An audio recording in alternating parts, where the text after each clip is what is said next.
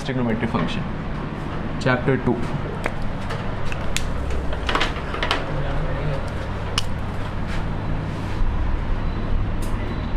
Inverse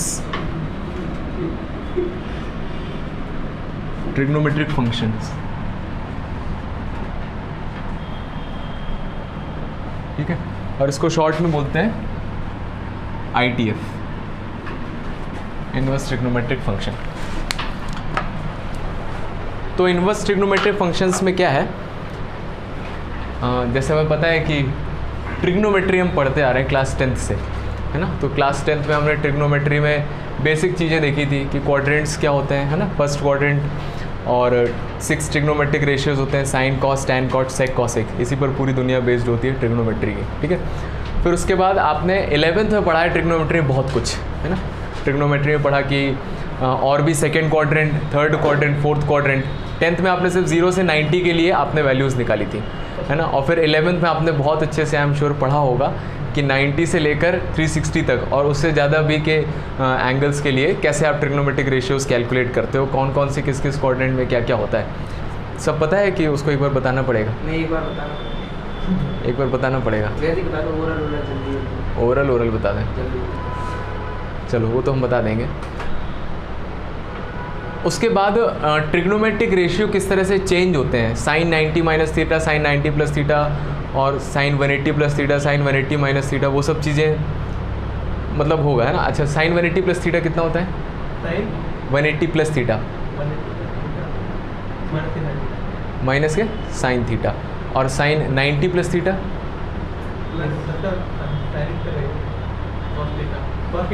cos theta, और sine tan 180 plus theta tan theta. चलो ठीक है, इतना क्लियर है, ठीक है। और धीरे धीरे और भी चीज़ हो जाए। क्या हुआ, सब ठीक है? देख रहे हो इन लोगों ने कहाँ से पढ़ लिया। चलो ठीक है, तो वो सारी चीज़ें यूज़ होंगी। तो ट्रिग्नोमेट्री के जितने भी फॉर्मूले थे, और फिर उसके बाद कंपाउंड एंगल के फॉर्मूले आपके sign A plus B, sine A minus B, cos A plus B, cos A minus B, तो चारों फॉर्मूले याद होने चाहिए। और उसके बाद किस तरह से सम को प्रोडक्ट में कन्वर्ट करते हैं, sine C plus sine D, sine C minus sine D. आपने शायद sine A plus sine B, sine A minus sine B वाले फॉर्मूले याद किए होंगे, है ना, वाले फॉर्मूले याद होने चाहिए। और उसके बाद साइन ए कॉस ए वाले फॉर्मूले, sign A cos B, cos A sign B, sine A sine B, और कॉस ए कॉस बी वाले फॉर्मूले थे। फिर sign 2a 2 sign A cos A होता है ना, और टैन के टर्म्स में भी आता है इसकी वैल्यूज़। तो वो सारे फॉर्मूले मुझे लिखवाने पड़ेंगे, एक बार मैं लिखवा दूंगा उसको, है ना, क्योंकि उसका बहुत ज़्यादा यूज़ है, पूरे इंटीग्रेशन में यूज़ है ट्रिग्नोमेट्री का।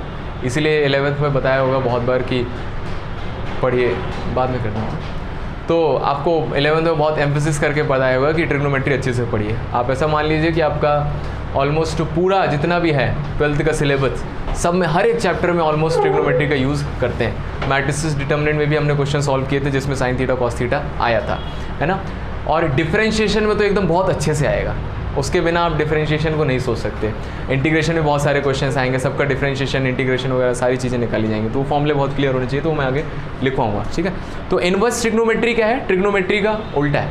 तो इसका थोड़ा बेसिक है जो फर्स्ट चैप्टर से है, तो फर्स्ट चैप्टर से है, तो लेकिन हम उस डिटेल में उतना नहीं जा पाएंगे अभी, है ना, लेकिन मैं फिर भी कुछ कुछ आप लोगों को बताऊँगा। तो लिखिए, इसमें लिख लीजिए, पहले कुछ डेफिनेशंस वगैरह हैं, उसको मैं समझाने की कोशिश करूँगा। लिखो, फॉर एनी फंक्शन, थोड़ा सा थ्योरी है, for any function to be invertible,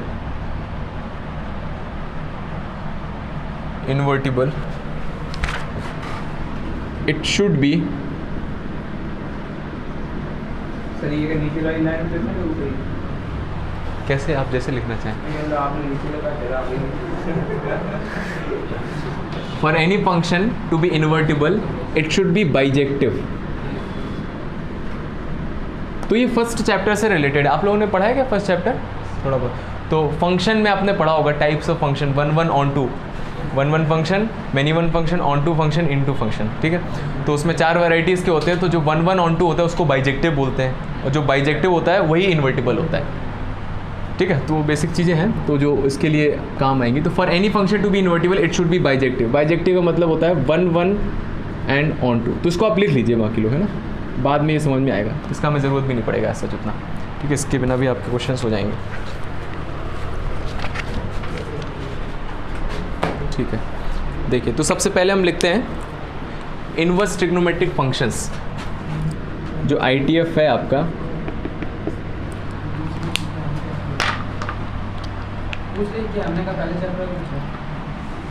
हाँ पहले चैप्टर, जब पहला चैप्टर पढ़ेंगे उसमें देखेंगे। ठीक है, इनवर्स ट्रिग्नोमेट्रिक फंक्शंस। तो इनवर्स ट्रिग्नोमेट्रिक फंक्शन क्या होते हैं, आपने 11th में बहुत पहले से पढ़ा होगा, 12th में भी आपने फिजिक्स वगैरह में, केमिस्ट्री में देखा होगा।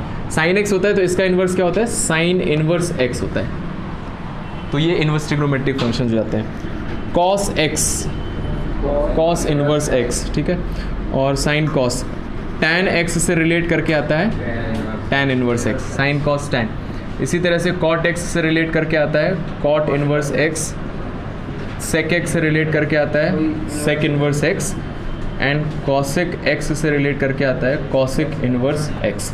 ठीक है, तो ये 6 ट्रिग्नोमेट्रिक रेशियोज होते हैं, तो 6 इनवर्स ट्रिग्नोमेट्रिक रेशियोज होते हैं। ठीक है, अब हर एक के बारे में हम थोड़ा थोड़ा देखेंगे।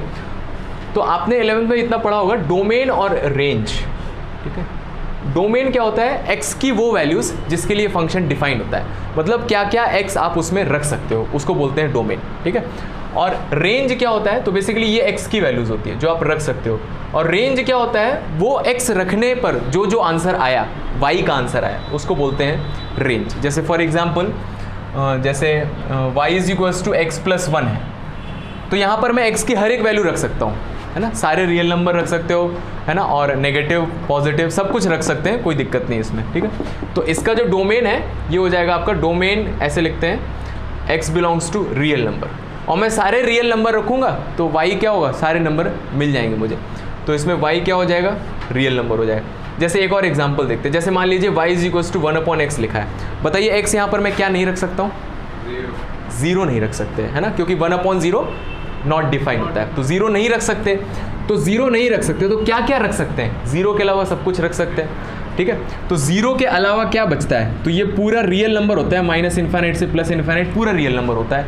इसमें से 0 हटाना है तो इसको ऐसे लिख देते हैं, रियल नंबर में से 0 हटा दीजिए, ये इसका डोमेन हो गया। ठीक है, जितने भी रियल नंबर है उसमें 0 हटा दिए, इसके अलावा जो बचा वो सारी चीज़ें वैल्यूज़ आप x की जगह रख सकते हो, और वो सारी वैल्यूज़ रखेंगे तो y की वैल्यू आ जाएंगी, तो उसको बोल देंगे आप रेंज बोल देंगे। ठीक है, इसी तरह से और भी चीज़ें आती हैं, जैसे मान लीजिए लिखा है y = 1/x - 1, तो यहाँ पर मैं क्या नहीं रख सकता, 1 नहीं रख सकते। तो ऐसे ही सोचना है कि डिनोमिनेटर में 0 नहीं बनना चाहिए, तो जो जिसकी वजह से डिनोमिनेटर में 0 बन रहा है आप उसको हटा दीजिए उसमें से। ठीक है, उस तरह से डोमेन आ जाता है। तो ट्रिग्नोमेट्री में अगर आए तो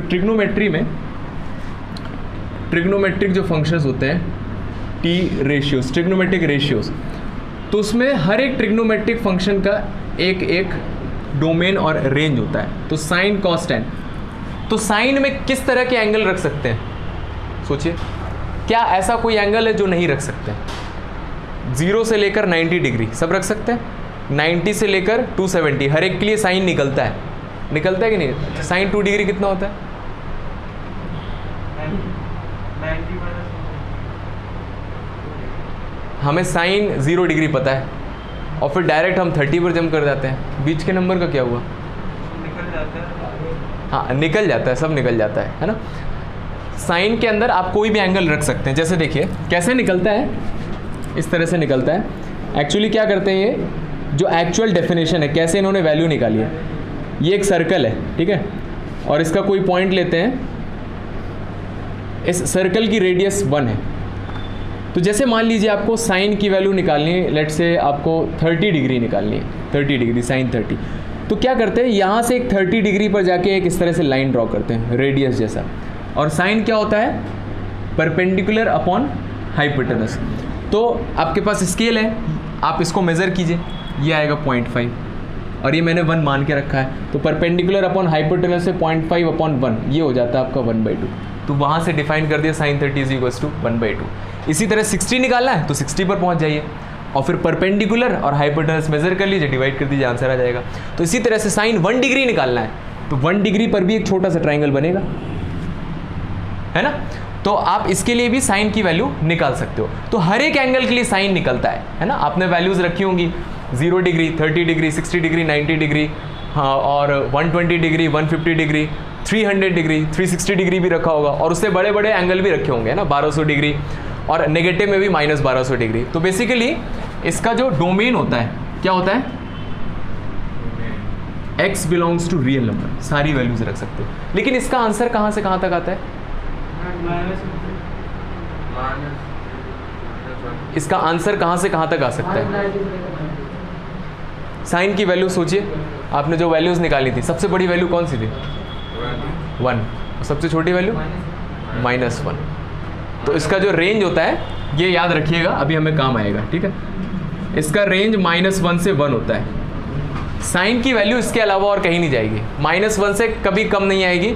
अगर आपसे बोले कि भाई sin x = 2, वो एंगल बताइए जिसके लिए इसकी वैल्यू 2 आ जाए, तो ऐसा कोई एंगल नहीं दुनिया का, ठीक है। उसका रीज़न है बहुत सिंपल, देखो ये परपेंडिकुलर है AB, ठीक है, AB अपॉन हाइपोटेनस।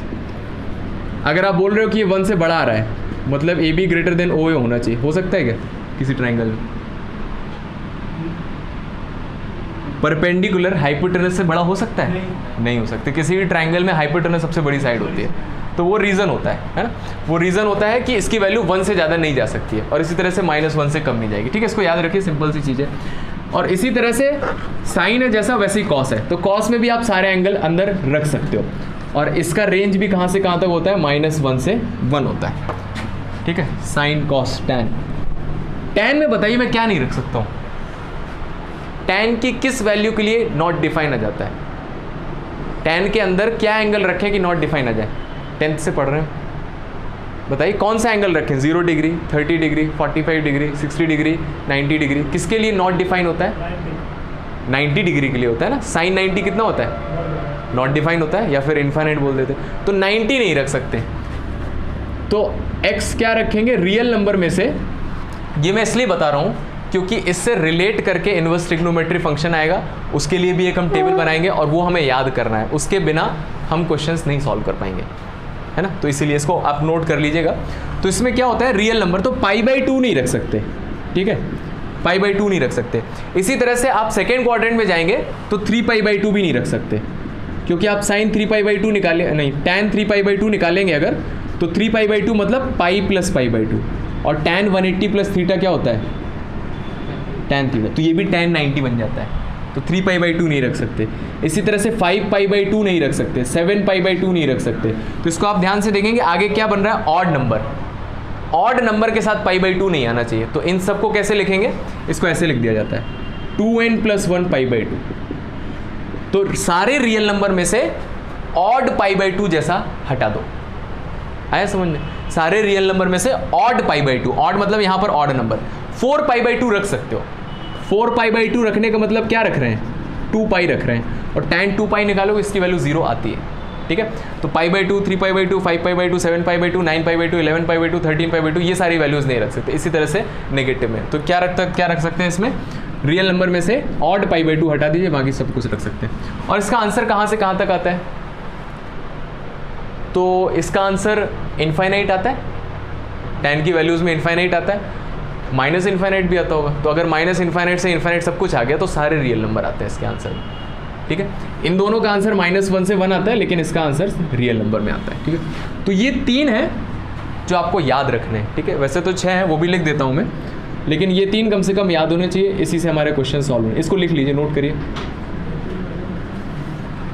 तो ये लिख लिया था आपने, उसके बाद ये लिख लीजिए, टी रेशियोज, ट्रिग्नोमेट्रिक रेशियोज का डोमेन और रेंज। सेक एक्स, इसमें जो x है,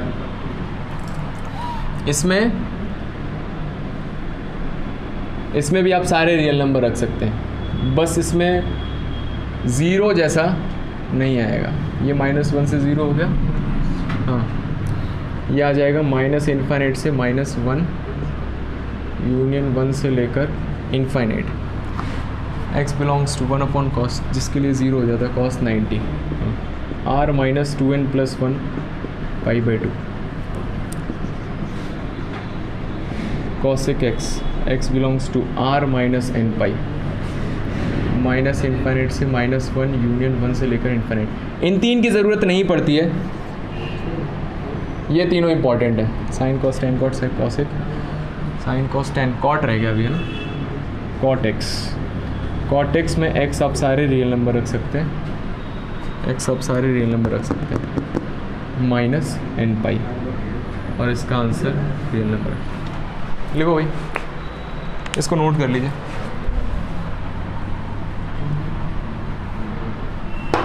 पहले तीन आपको याद रखने,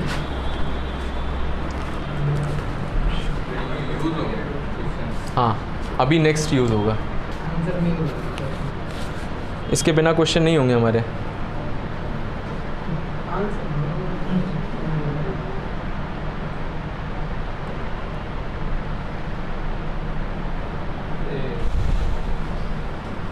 आपने टेस्ट देखे भी नहीं बिल्कुल भी? बिल्कुल भी मतलब पूरे ही देखेंगे जब देखेंगे तो। चेक भी नहीं किया बिल्कुल? पूरा पढ़ के आया था ना, 4 नंबर का। कल मिल जाएगी आपकी कॉपी।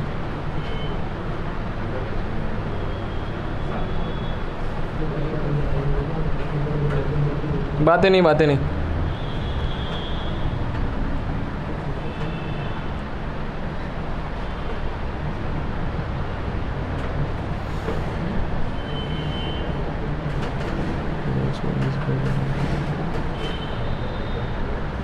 हो गया। लिखिए। तो बीच में ये यू है? Union, union? यूनियन पढ़ा होगा ना? Yes sir. क्या यूनियन? हाँ, दो सेट का union intersection, yes sir. A union B. ठीक है, इसी से रिलेट करके आता है अगली हेडिंग जो है हमारी, principal values of inverse trigonometric functions. तो ये हम याद रखेंगे, principal values of inverse trigonometric functions. तो साइन के साथ आ जाता है साइन इनवर्स एक्स, तो इसका डोमेन और रेंज। ठीक है, second cos inverse x, sine cos tan, sine cos tan cot सेक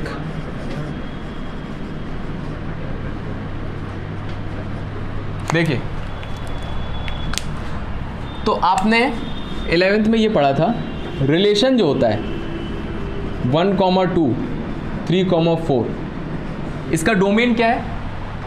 इसका डोमेन याद है क्या? इसका डोमेन लिख देते थे 1 और 3, पहले वाला पहली वाली, और इसका रेंज 2 और 4। ठीक है, फिर इसका रिलेशन अगर ये है, इनवर्स रिलेशन कैसे निकालते थे? उल्टा कर देते थे, कुछ अगर याद आ रहा हो। इसका डोमेन निकालेंगे तो क्या आ जाएगा? ये आ जाएगा क्या? और इसका रेंज निकालेंगे तो आर ये आ जाएगा। ठीक है, तो देखो जैसे कोई रिलेशन है उसका इनवर्स निकालते हैं तो डोमेन और रेंज क्या होता है? इंटरचेंज हो जाते हैं।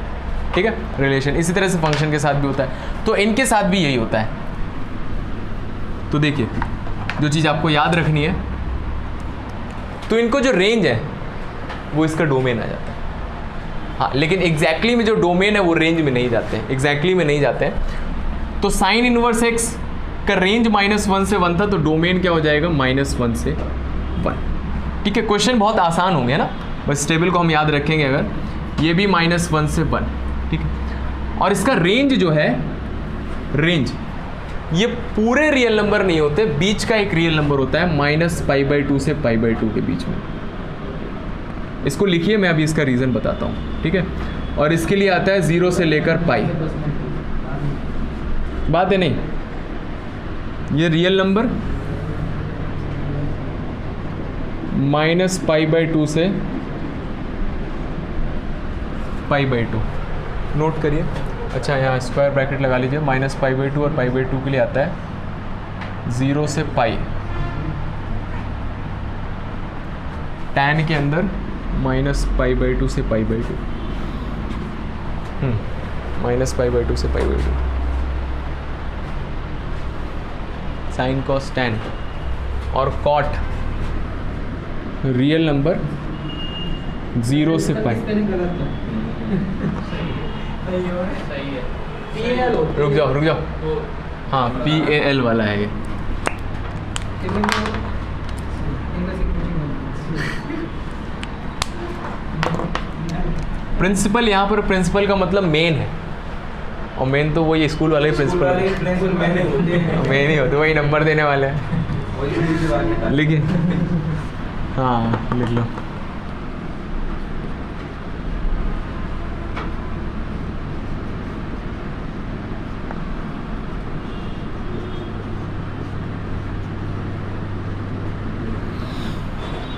सेक कॉस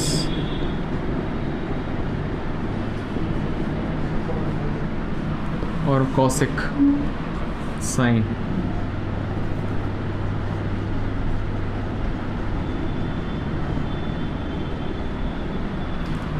देखिए, तो वैसे तो आपको याद सारे करने हैं क्योंकि इन्हीं 6 पर आपके क्वेश्चन से बेस्ड होंगे। ठीक है, ये तो लिख लिया होगा ना? Yes sir. हाँ, तो देखिए हम अभी याद करवा देते हैं इसको कैसे याद रखना है। तो पहली बात तो ये ऑर्डर याद रखना है, sine cos tan cot sec cosec. ठीक है, इस ऑर्डर में याद करते हैं।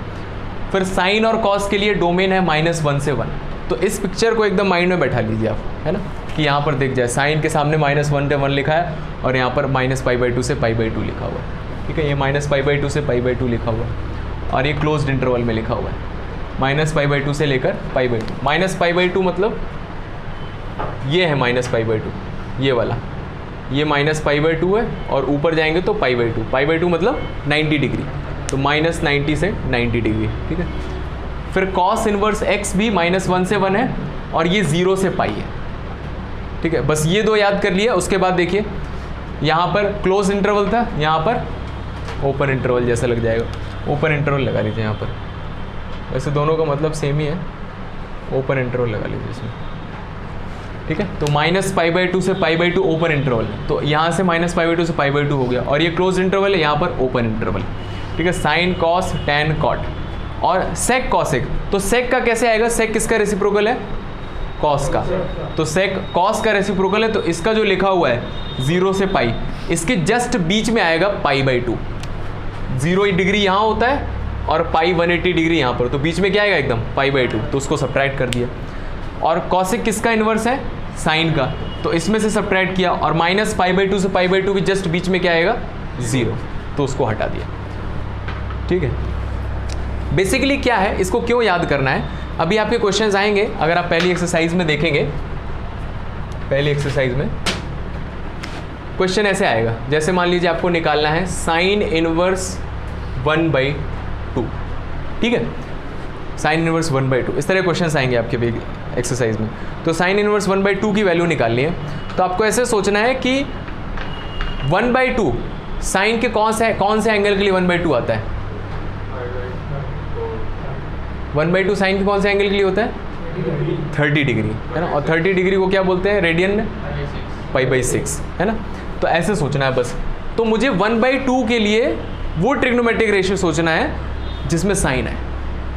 तो मैं 1/2 की जगह क्या लिख सकता हूँ? साइन π/6। तो ये साइन इनवर्स है और ये साइन है, तो साइन इनवर्स से साइन ये हट जाएगा, आपको काटना नहीं है ना। और अगर इन दोनों को हटा देंगे तो कितना बचेगा? तो इसका आंसर कितना है? π/6। ऐसे करना है बस। ठीक है, अब ये एंगल जो है ना, क्या सिर्फ साइन 30 डिग्री के लिए 1/2 होता है? और भी होते हैं। क्या क्या होते हैं?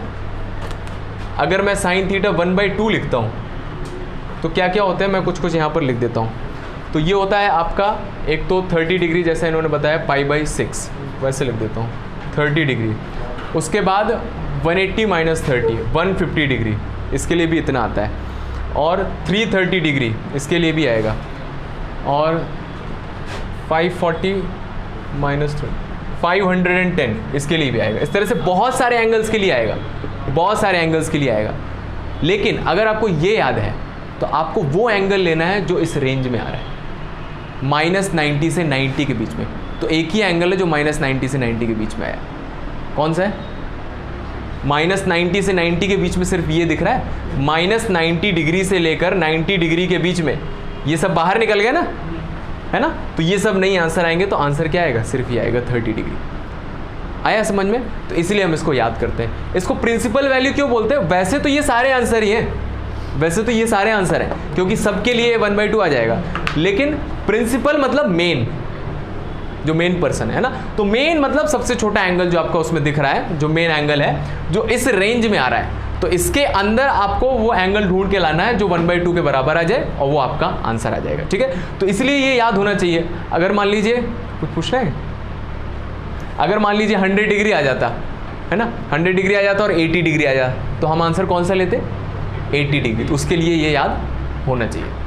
ठीक है, तो इसको याद कर लिए, बहुत ही सिंपल है। -π/2 से π/2, 0 से π, फिर -π/2 से π/2, फिर 0 से π, और फिर उसके बाद 0 से π में से π/2 सबट्रैक्ट कर दिया। और ये दोनों बहुत कम यूज़ होते हैं, लास्ट वाले दो, कम से कम ये 4 तो अच्छे से याद होने चाहिए। ठीक है, चलिए तो अब हम क्वेश्चन करते हैं इसके, थोड़ा बुक देना है। कुछ इंपॉर्टेंट फॉर्मूले लिख लीजिए बस इसके पहले, एक मिनट रुको। इंपॉर्टेंट फॉर्मूला बोलिए नहीं यार बीच में। देखिए, तो क्या फॉर्मूला में जानना है, साइन इनवर्स अगर बाहर है, अंदर साइन है, तो यहां से आंसर कितना आ जाएगा, x। Cos inverse cos x, इसका आंसर कितना आ जाएगा, x। साइन कॉस, और टैन इनवर्स टैन x का आंसर कितना आ जाएगा, x। हाँ ध्यान दे, जो x है वो कहाँ से कहाँ होना चाहिए, -π/2 से π/2 होना चाहिए क्लोज इंटरवल के साथ। ये वाला x कहाँ से कहाँ तक होना चाहिए, 0 से π, है ना, और ये वाला x -π/2 से π/2 ओपन इंटरवल यहाँ होना चाहिए। इसी तरह से बाकी सबके भी लिख सकते हो आप, जो भी आएगा। ओपन और क्लोज मतलब वो खुला हुआ है, तो अगर ये खुला हुआ है मतलब 0 और π यहाँ से भाग सकते हैं। नहीं नहीं, इसके अंदर 0 नहीं है और इसके अंदर π भी नहीं है, मन की आंखों से देखो दिखेगा। ठीक है, और इसका मतलब क्लोज्ड है, मतलब उसको बंद करके रखा है, मतलब 0 भी अंदर है और π भी अंदर है। ठीक है, पढ़ा हो गया 11th में? नहीं पढ़ा तो बता दिया मैंने। हाँ, इसके लिए भी वही है, मैं बता देता हूँ। देखो देखो देखो देखो, x greater than is equals to 2, less than is equals to 2 3, और x greater than 2 less than 3, ये लिखा हुआ है। ठीक है, 10th में ऐसे लिखते थे, फिर 11th में आपको बताया था इंटरवल के फॉर्म में। तो इस चीज़ को क्या लिखते हैं, x बिलोंग्स टू 2 to 3, और ये भी x कौन से नंबर है, 2 से 3। लेकिन भाई इसमें हमें पता है क्या इसमें 2 है, x इक्वल लगा हुआ है, पता है ना, क्या इसमें 2 है, नहीं, तो इसको कुछ तो अलग अलग तरह से लिखना पड़ेगा ताकि पहचान में आ जाए। तो जब इक्वल लगा होता है तो ये वाला साइन लगाते हैं, है ना, और जब इक्वल नहीं लगा होता है तो ये वाला साइन लगा, और दोनों तरफ ऐसा है तो ये लगा देते हैं। ठीक है, इसी तरह से ये भी आता है कि मान लिया एक तरफ इक्वल लगा, एक तरफ नहीं लगा है, तो 2, हाँ, तो 2 पर ओपन हो जाएगा और 3 पर क्लोज हो जाएगा। ठीक है, तो इसको बोलते हैं क्लोज्ड इंटरवल, इसको बोलते हैं ओपन इंटरवल, इसको बोलते हैं सेमी क्लोज्ड और सेमी ओपन, आधा खुला आधा बंद है। आए समझ? ठीक है, तो इस तरह से वैल्यूज आती हैं इसमें। ठीक है, तो एक तो ये वाले, अभी ऐसा भी हो सकता है, इसके और तीनों लिख लेना, है ना, पूरे 6 के 6 हैं। ऐसा भी हो सकता है कि अगर साइन बाहर आ जाए और साइन इनवर्स अंदर आ जाए, x, हाँ, इसमें x आ जाएगा, और यहाँ पर x क्या होना चाहिए, कुछ भी हो जाए। हाँ, इसके साथ थोड़ा वैसा है, कैसा है अच्छा बताइए, साइन इनवर्स x में, साइन इनवर्स x में x क्या रख सकता हूँ मैं, -1 से 1 रख सकता हूँ, तो -1 से 1 रख दिया मैंने यहाँ पर, वही रख सकता हूँ मैं, x की वैल्यू -1 से 1, तो x कहाँ से कहाँ तक होगा, -1 से 1 ही आएगा, है ना। और जब -1 से 1 रखोगे तो इसका आंसर कहाँ से कहाँ तक जाएगा, -π/2 से π/2 आएगा, और साइन के अंदर -π/2 से π/2 आएगा तो उसकी वैल्यू -1 से 1 ही आएगी। तो यहाँ से मुझे x दिख रहा है कि -1 से 1 है, तो x कहाँ से कहाँ तक होगा, x ही लिखा हुआ है, -1 से 1 तक होगा। ठीक है, तो इससे रिलेट करके बहुत ही कम क्वेश्चन आते हैं, तो इसके बारे में आपको टेंशन लेने की जरूरत नहीं है, लेकिन बाई चांस अगर आ गया तो इसको आप याद रखिए, इसको आप डायरेक्ट लिख सकते हैं बिना कुछ ज़्यादा सोचे समझे। ठीक है, यहाँ पर क्या है, देखो यहाँ पर x कुछ भी आ सकता है एक्चुअली, क्योंकि साइन के अंदर कुछ भी आ सकता है ना, रिस्ट्रिक्शन है। आप 90 डिग्री लिख सकते हो, कोई दिक्कत नहीं है साइन को, है ना। आप उसके अंदर 150 डिग्री लिख सकते हो, उसको कोई दिक्कत नहीं है, वो वैल्यू निकाल के दे देगा, है ना। तो इसके अंदर और भी बहुत सारे नंबर आ सकते हैं जो इसके आंसर में नहीं पॉसिबल है, लेकिन इसके अंदर तो ऑलरेडी रिस्ट्रिक्शन लगा है, आप x -1 से 1 रख ही नहीं सकते हो उसके अलावा, तो -1 से 1 के अलावा और कुछ नहीं रख सकते हो, तो आंसर वही आने वाला है। तो उसकी आपको टेंशन लेने की ज़रूरत नहीं है, टेंशन यहाँ पर लेना पड़ेगा, इसलिए उसके क्वेश्चंस आते हैं। इसी तरह से कॉस के टर्म्स में भी लिख लीजिएगा, कॉस इनवर्स x, ये भी x आएगा, और tan इनवर्स x, ये भी x आएगा। ठीक है, इसको नोट कर लीजिए। और भी बाकी 3 आएंगे, उसको भी लिख लीजिएगा। ये तो नोट कर लिया होगा। अब थोड़ा हम एक बल के लिए थोड़ा ट्रिग्नोमेट्री में आते हैं। बस एक चीज़ समझा दीजिए आप मुझे। नहीं बातें नहीं। ये x है और ये y है।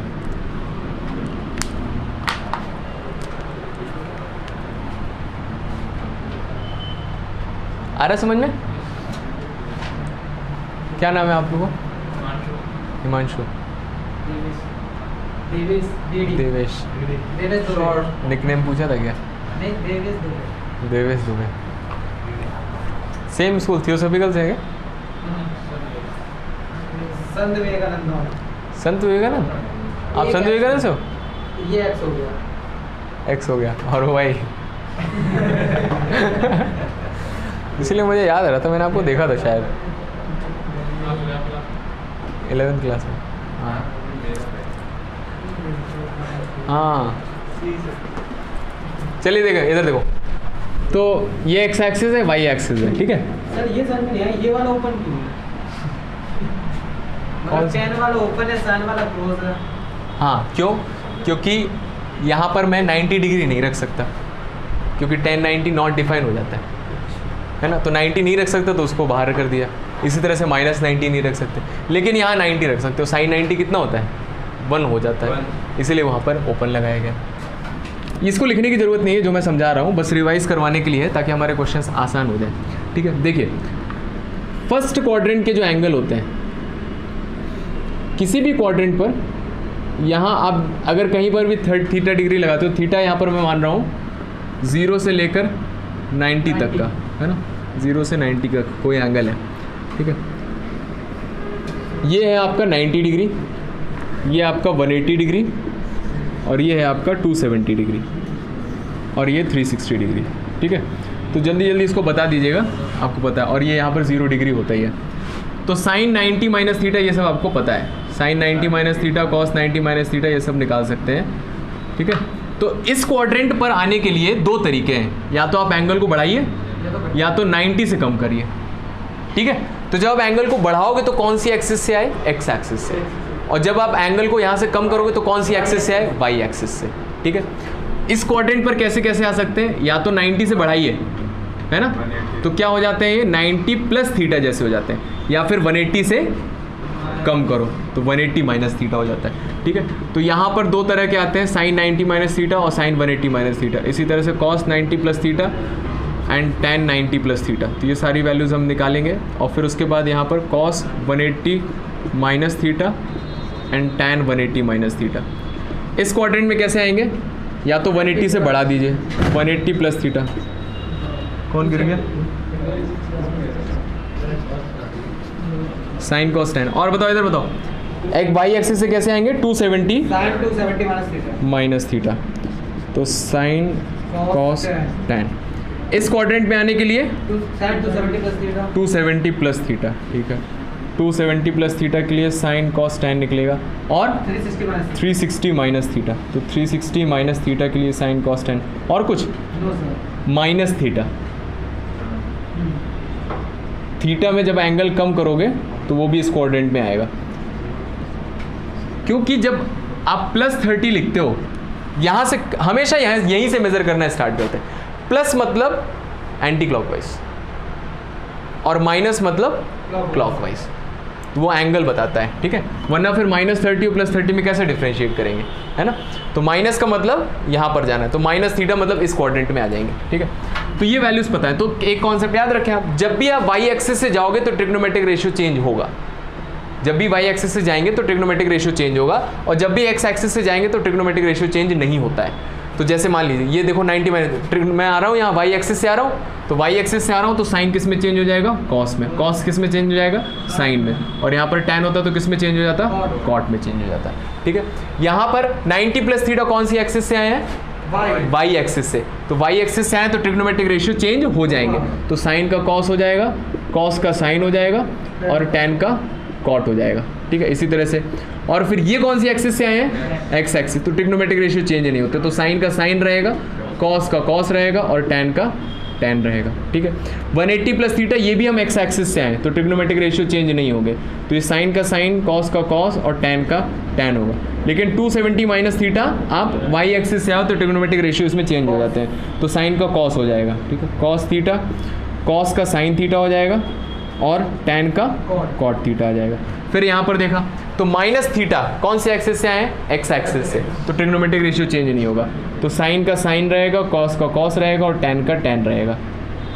और फिर ये कौन सी एक्सिस से, वाई एक्सिस से, तो यहाँ पर ट्रिग्नोमेट्रिक रेशियो चेंज हो जाते हैं, तो साइन का कॉस हो जाएगा, कॉस का साइन हो जाएगा, और टैन का कॉट हो जाएगा। और 360 माइनस थीटा भी एक्स एक्सिस से आ रहे हैं, तो यहाँ पर भी साइन कॉस टैन होगा। ठीक है, और फिर साइन याद करने के लिए क्या ट्रिक याद किया, कहाँ पर क्या पॉजिटिव होगा, कहाँ पर क्या नेगेटिव होगा, आप लोगों ने कुछ याद किया होगा, AST से। हाँ, ऑल मैंने ऐसे याद किया, ऑल स्टूडेंट 10th क्लास, मतलब ऑल यहाँ पर सब कुछ ही प्लस में आएगा, तो ये सारा प्लस में ही है। स्टूडेंट एस से याद किया तो साइन प्लस में आएगा, तो कौन सा, ये प्लस में आएगा कि ये प्लस में आएगा, साइन का आंसर प्लस में आएगा, आंसर कुछ भी आए तो ये प्लस में आएगा, तो साइन आ रहा है प्लस में तो ये भी प्लस में आएगा, और बाकी सारे आंसर किस में आएंगे, माइनस में।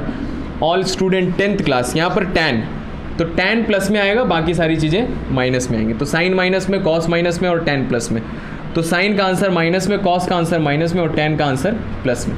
फोर्थ क्वाड्रेंट में cos, all student 10th class, C for cos, तो कॉस का आंसर प्लस में आएगा, तो कॉस का आंसर प्लस में आएगा, तो ये दोनों माइनस, साइन माइनस, कॉस का आंसर प्लस में, और टैन माइनस, कॉस का आंसर प्लस में आएगा, बाकी सारी चीज़ें माइनस। तो इस तरह से इसको कैलकुलेट किया जाता है। तो देखिए किसी भी क्वाड्रेंट पर आने के लिए आपके पास दो तरीके हैं, या तो आप एक्स एक्सिस से आ सकते हो या तो वाई एक्सिस से जा सकते हैं। तो हम क्या प्रेफर करेंगे, एक्स एक्सिस, एक्स एक्सिस से ही जाएंगे। क्यों, बहुत फ़ायदे हैं, आपका ट्रिग्नोमेट्रिक रेशियो चेंज नहीं होगा, तो ज़्यादा सोचना नहीं पड़ेगा आपको। अगर साइन इनवर्स है 1/2, इसको आप कैसे भी लिख सकते थे, तो देखिए सोचिए, साइन इनवर्स है 1/2, तो 1/2 मुझे साइन के टर्म्स में सोचना है।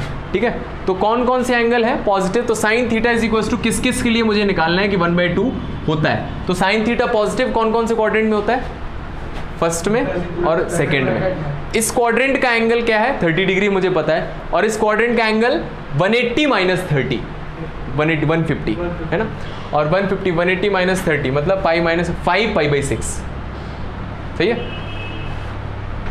150 कितना होगा, 180 माइनस 30 पाई, हाँ π/6। तो एक्चुअली यहाँ पर दो आंसर आप लिख सकते हैं, साइन π/6 और साइन 5 π/6, लेकिन हमारा आंसर π/6 होगा, 5 π/6 नहीं होगा। क्यों नहीं होगा,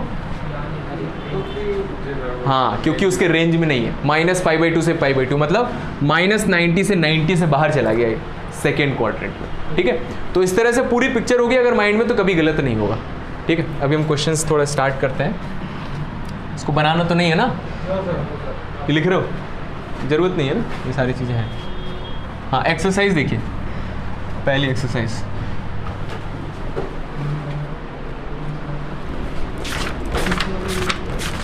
देखो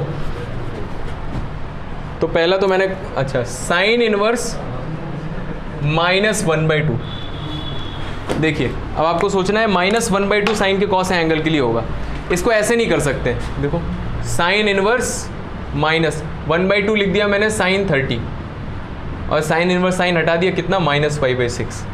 आंसर सही है लेकिन तरीका गलत है। ये साइन इनवर्स साइन तभी हटता है जब बीच में प्लस हो, ऐसे ना करें, ना ना ना, आपको सॉल्व करना पड़ेगा। तो आपको ऐसे सोचना है, देखिए कैसे सोचना है, साइन थीटा आप ऐसे कर सकते हैं, इसको मैंने थीटा मान लिया, ऐसे भी कर सकते हो आप, तो साइन इनवर्स इधर आएगा, तो साइन इनवर्स इधर आएगा तो कितना हो जाएगा, साइन थीटा हो जाएगा।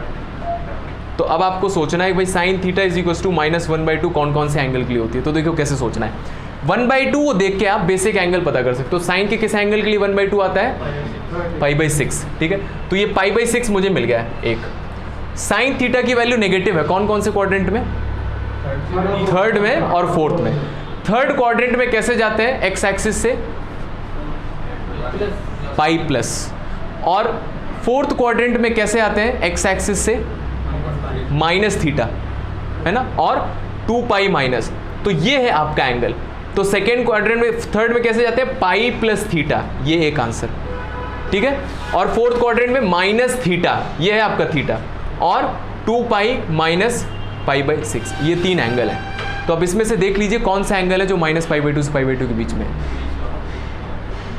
ये दिख रहा है -30 डिग्री, तो ये आंसर हो जाएगा आपका -π/6। तो इसका आंसर कितना आएगा, -π/6। आया समझ में? देखो फिर से बता रहा हूँ, इसको थीटा मान लीजिए, वहाँ से साइन थीटा की वैल्यू निकालो। अब यहाँ से मुझे थीटा निकालना है, तो ज़्यादातर आपके 2 ही एंगल मिलेंगे, ज़्यादातर आपके 2 ही एंगल मिलेंगे। जब भी बात फोर्थ क्वाड्रेंट में जाएगी वहाँ से हमेशा आपको एक और एक्स्ट्रा एंगल मिलेगा, तो टोटल 3 एंगल मिल जाएंगे आपको, ठीक है। ये टोटल सोल्यूशंस हैं आपके, टोटल सोल्यूशंस हैं, लेकिन प्रिंसिपल निकालना है उसके अकॉर्डिंग। तो ऐसे सोचा 1/2 से मुझे एंगल मिल गया π/6, प्लस माइनस भूल जाइए, ठीक है, π/6 मिल गया, तो ये आपका थीटा है। अब ये मुझे सेकेंड क्वाड्रेंट में जाना है तो pi plus theta, second quadrant में पहुंच गए। फोर्थ क्वाड्रेंट में जाना है तो माइनस थीटा, और फोर्थ क्वाड्रेंट में जाना है तो 2 पाई माइनस थीटा। तो ये 3 आंसर हैं आपके, जिसके लिए साइन थीटा की वैल्यू -1/2 आएगी। इसमें से वो आंसर ले लीजिए जो -π/2 से π/2 के बीच में। आया समझ में? जैसे निकालना है मुझे सेकेंड कॉस इनवर्स -√3/2, निकालिए। इसका सेकेंड नहीं है, -√3/2। तो देखिए, तो इसको मैंने थीटा मान लिया, cos theta is equal to -√3/2।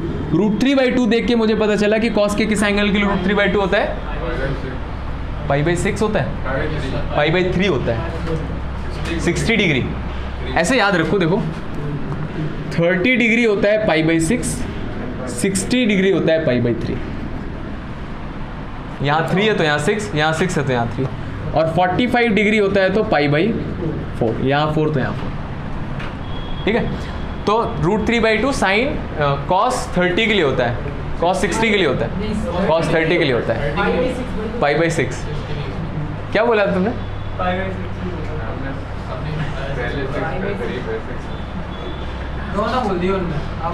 चलो π/6 आ गया। तो एंगल मुझे π/6 पता चल गया। cos की वैल्यू नेगेटिव है कौन कौन से क्वाड्रेंट में,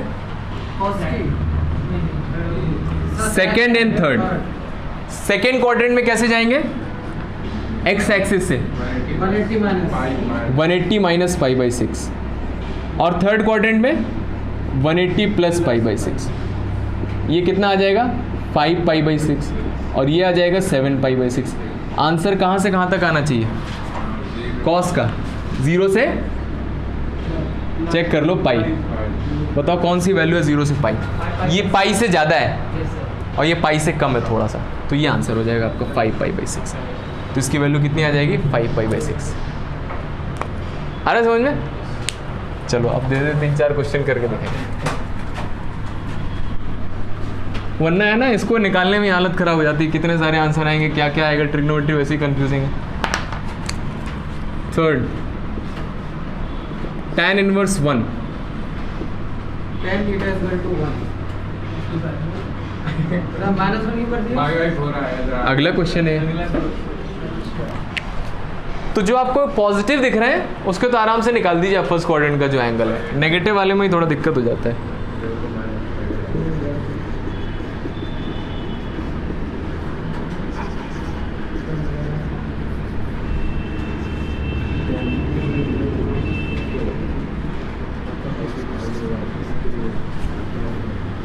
सर ये टेबल है कहाँ? कौन सी टेबल? tan √3 का 11th में थी। बताइए tan इनवर्स 1 की वैल्यू कितनी आ गई, 1 तो π/4 के लिए होता है, तो π/4 आंसर आ जाएगा। tan π/4 मत लिख देना। जितने भी हम क्वेश्चन कर रहे हैं हर एक क्वेश्चन में आंसर एक एंगल आएगा, क्यों आएगा? क्योंकि अगर साइन एक्स थीटा है, साइन एक्स मान लो साइन थीटा की वैल्यू कुछ आ रही है, तो थीटा क्या होगा? साइन इनवर्स एक्स होगा। तो साइन इनवर्स एक्स क्या होगा? यहाँ क्या एक एंगल लिखते हैं, यहाँ पर एक एंगल लिखते हैं, तो इसका आंसर क्या आ रहा है? थीटा, मतलब एक एंगल आ रहा है। तो हर एक क्वेश्चन में आंसर देखिए आप, एंगल आ रहा है। यहाँ देखिए π/6 एक एंगल आ रहा है, यहाँ से भी 5π/6 एंगल आ रहा है। तो गलती से लोग tan π/6 या ऐसा कुछ लिख देते हैं। tan इनवर्स -1 बताइए, -π/4 कैसे? ऐसे को माइनस का कैसे लगा दिया? -1 है, यहाँ से π/4 दिख गया। tan की वैल्यू नेगेटिव मतलब सेकेंड और फोर्थ, तो second quadrant pi minus π/4, fourth quadrant -π/4 and 2π minus π/4। तो ये है π/2 से -π/2 से π/2 के बीच में, तो -π/4 आंसर आ जाएगा यहाँ से। आगे एक और फॉर्मूला देखेंगे जो इससे आसान हो जाएगा और, ठीक है। tan इनवर्स -√3 बताइए,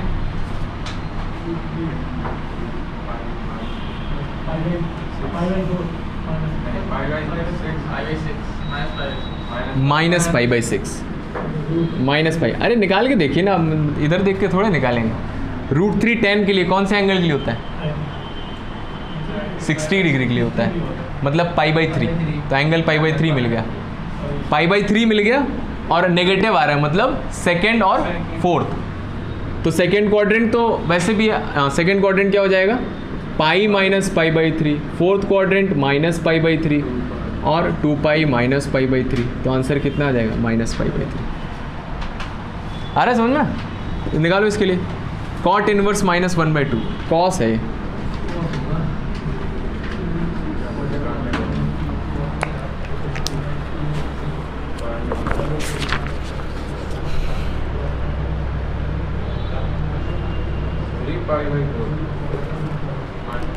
थ्री π/4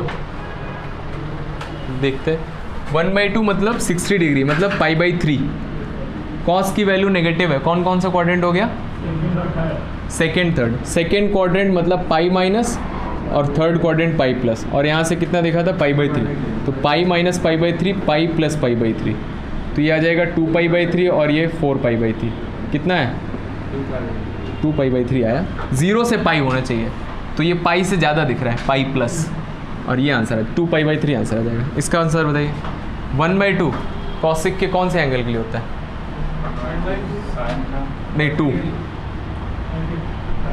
2 का रेसिप्रोकल 1/2, 1/2 sin 30, तो 2 cosic 30, cosic 30 मतलब 30, पॉजिटिव लिखा है तो आराम से लिखिए 30 मतलब π/6।